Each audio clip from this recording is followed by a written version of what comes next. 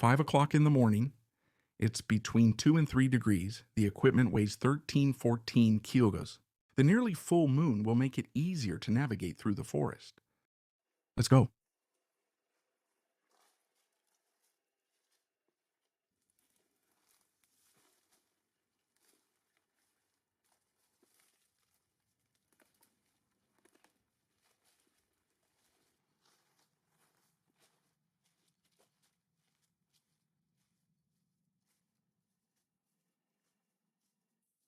At 9:30, anti-meridian progress in the forest was somewhat slow. Here, I am in a cleared area. I take the opportunity to see if there are any wild plants. I see some lesser celandine, the lesser celandine that I'm going to show you right away, which is interesting. I also see some broadleaf plantain, and there is also some purple dead nettle. So all of these are edible plants. So here, I have cleared a lesser celandine with its root. To show you some of the bulbine, so the lesser celandine.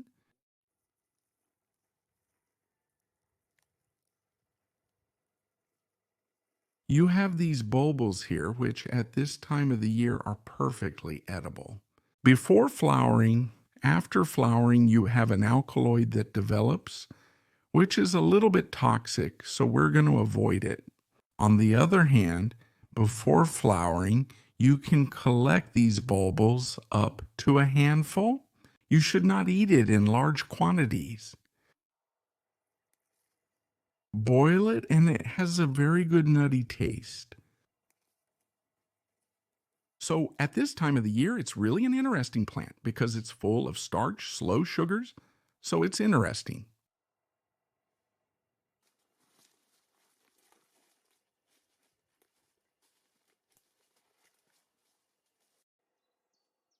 So this is the lungwort. It looks like comfrey. It's very good. The leaves cooked as vegetables. Perfect, even raw. But you have to be careful because it's still quite rough. As a plant, the leaves are what you eat raw or cooked. So spotted on the top, we have a large central vein visible on the underside. The leaf is lighter on the underside and it is rough, a little hairy all over its surface. There you have it. It's a plant that grew not too long ago. In December or January, it would have been hard to spot.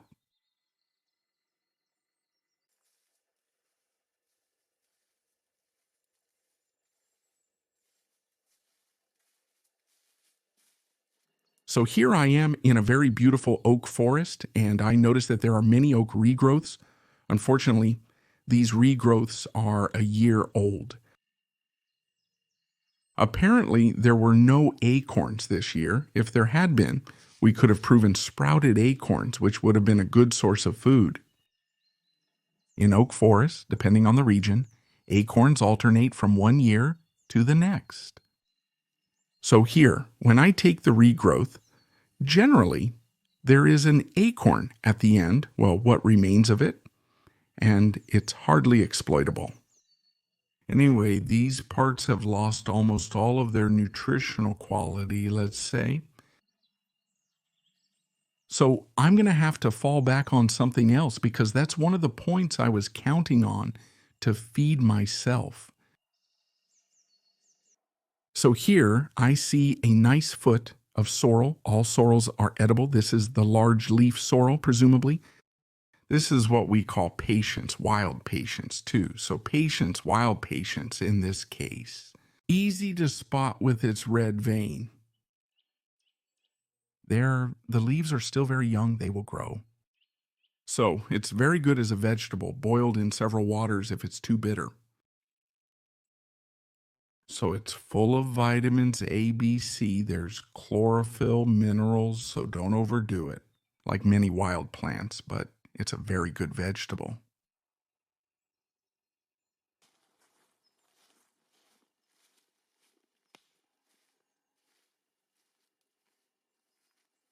I'll discuss the bivouac location and the factors behind choosing it. So it's a topic that is not often addressed in videos, never, and very little in books, yet it's a major topic. So in fact, it's mostly about places to avoid. So you have the tops of hills, you have the bottoms of valleys, you have, in an intermediate situation, the terraces on the side of hills. You have the paths of animals, and you have the close proximity of bodies of water. You also have the leading cause of accidents in the forest, which is falling branches. So don't stand under a large tree, especially if there are dead branches. I take them one by one. At the top of the hill, the first cause of cooling in nature is the wind, the cold wind. The hilltops are often unprotected, leaving you exposed to the cold. The terraces, therefore, on the hillside, are very humid places. And if it starts to rain, there is often a congestion, a flood. So pay attention to the weather and the location. It needs to be very dry if you are setting up on a terrace. The valley bottoms are always cold and damp in the morning and at night, so avoid them as much as possible. Then the animal paths will bother you during the night, especially the large animals. The same goes for bodies of water. There's a lot of activity around them. At night, animals come to drink from them. So the best places to bivouac are near a body of water, let's say 200, 300 meters from a body of water, and off the animal trails. So there you have it. I've stumbled upon a spot of green shoots, so I'm a bit lucky because they are already easily identifiable, expected, as they are already in bloom. So there are many small leaves. So that's very good. In a salad, it has a slight aniseed taste. It's still a little spicy. So I'm not going to overdo it, but I'm going to add it to the other plants I've already picked.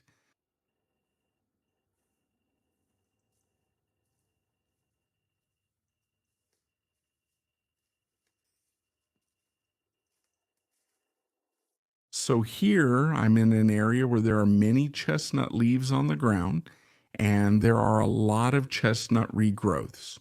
So in fact, this means that there are many chestnuts which obviously escape predators, humans, or wild boars, for example, who can eat chestnuts every year. So I'm going to see if there are any left here. So there are a few. Let's say that's encouraging. There are some empty ones too. We will have to continue certifying.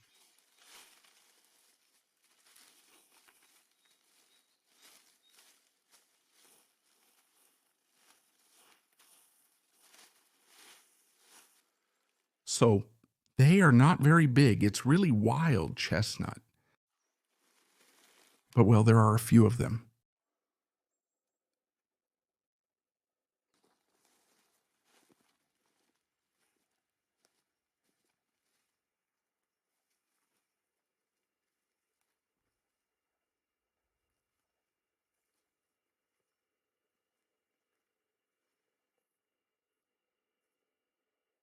As for the gathering of wild plants, always look at the edge of the forest, at the edge of the woods.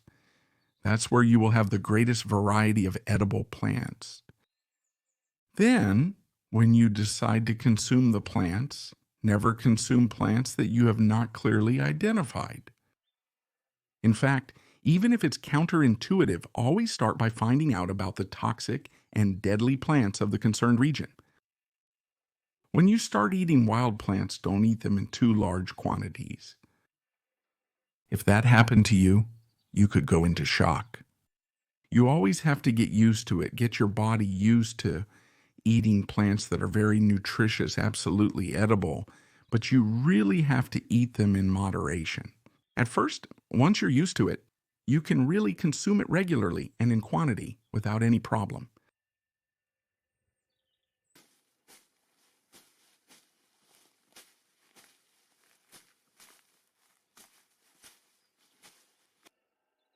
Cleaning of the plot is pretty much done.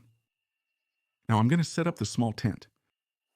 So here, I'm on a single person tent, of course, with a double roof, so it's interesting for condensation.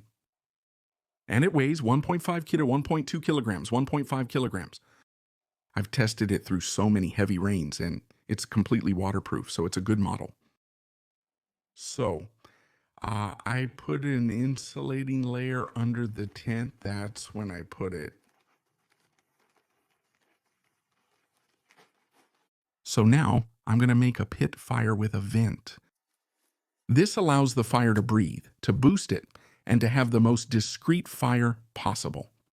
This is the type of fire that is made by all special forces around the world, and especially by the Green Berets in France. Now I'm adding some soil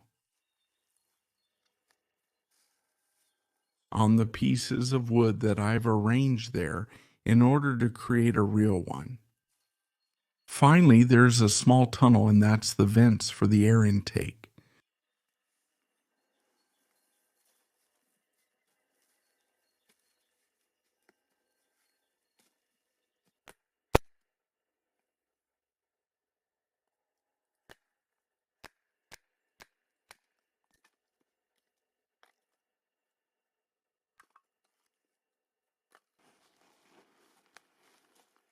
So now it's 15:10.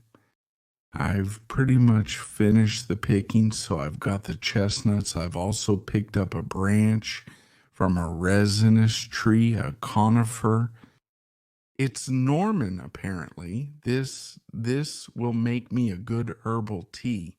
So here I've collected quite a lot of leaves. So there's dandelion, there's plantain launched in milk, there's dead nettle. This is the spotted dead nettle, this one. There's a bit of sorrel. The sorrel, it's wild sorrel. All sorrels are good to eat.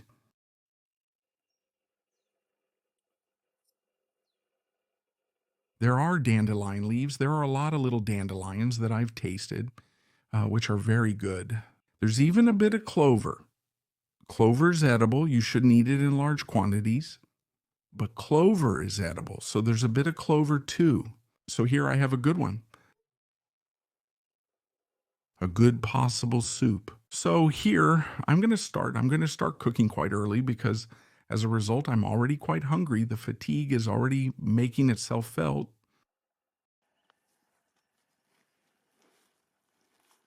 So I lit the fire with a lighter because I'm more in a search for efficiency, the lighter not being wet. There's no problem. It's going to work very well. I have a fire steel just in case, but this time I won't use it. So now I'm starting to peel the chestnuts. So this type of fire works exceptionally well. It's quite interesting to be under small trees, shrubs, in thickets, so as to disperse the smoke. That way, there's no smoke column. We're less noticeable. It disperses and it's more discreet.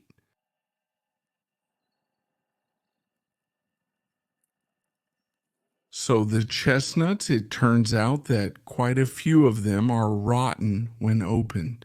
I'm trying to keep as many as possible. There are still some salvageable parts, so I keep as many as I can because it's really my source of starch on this outing. So now I've finished cooking the chestnuts, which are now well softened.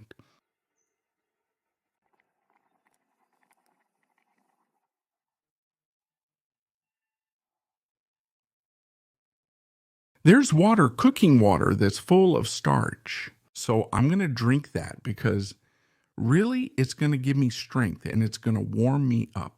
Once boiled, I crush them. I'm going to mix them with nettle that I had collected earlier, a little bit before. And I'm going to make myself a sort of pate chestnut nettle by drying it in the oven to keep it for tomorrow morning. So now I'm cooking the chestnut pate, almost to smother it. So now I have my water boiling and I'm going to put the plants to boil to make my soup. I cut them with scissors and I put them one by one into the boiling water directly. The fact of having small pieces, it will make them boil quickly and it will be more pleasant to eat. Previously, of course, I rinsed them, cleaned them with water, and I put them in the bag.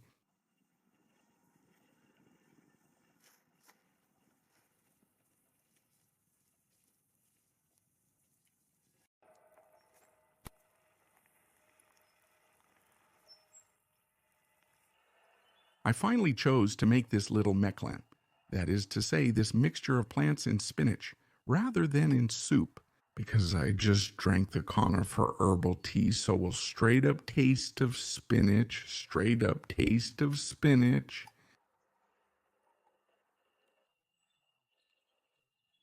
Especially because there's a lot of dead nettle, spotted dead nettle. It's really good. I preferred to eat it there. Because actually, it takes me about 15 to 20 minutes to really have a big bowl of 2 edible plants, so that's quite easy to find. I'm saving the chestnut for tonight and tomorrow morning. So now it's 1910. Night falls quite quickly. It's starting to get cold, humid, so I made myself a little pine infusion before going to sleep, just to warm myself up a little bit with the fire. So, before going to sleep, I wanted to show you this aroma of Italy that I've collected, and this aroma of Italy is generally considered a toxic plant, rightly so for its berries.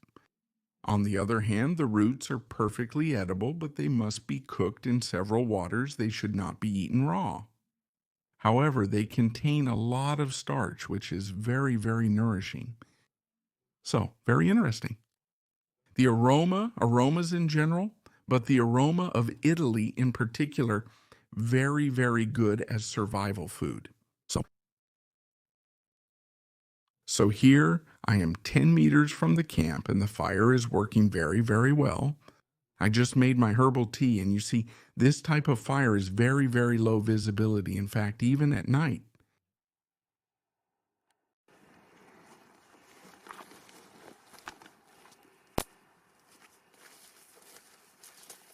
I'm beginning to set up a little here. I've already put the mattress, and I'm getting ready for the night. It's 7 anti-meridiem and chilly. I slept well and am warming up by the fire. I fold up the bivouac before leaving. I will do the 15 walk in 2 stages. I will stop at noon.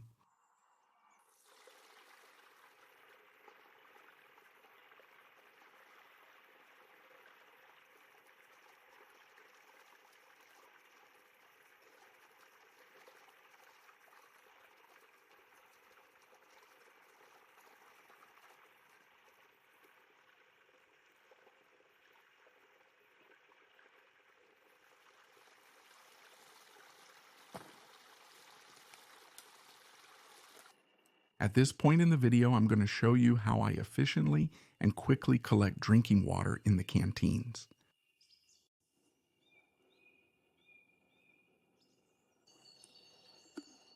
With this type of pump, you will fill about 1 liter of drinking water per minute. Only viruses are not filtered by this pump. In our latitudes, the probability of being infected by a virus is very low. However, if you go to high-risk areas at that time, you will add hydrochlorozone or micropure to your water bottle.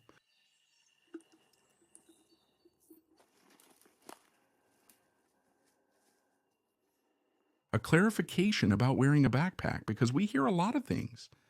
When you have a long walk to do, you loosen the straps as much as possible and tighten the abdominal strap so as to put the weight of the bag as much as possible on your hips. You will get less tired. On the other hand, during the difficult passages, you will tighten the straps, the chest strap, and the abdominal strap.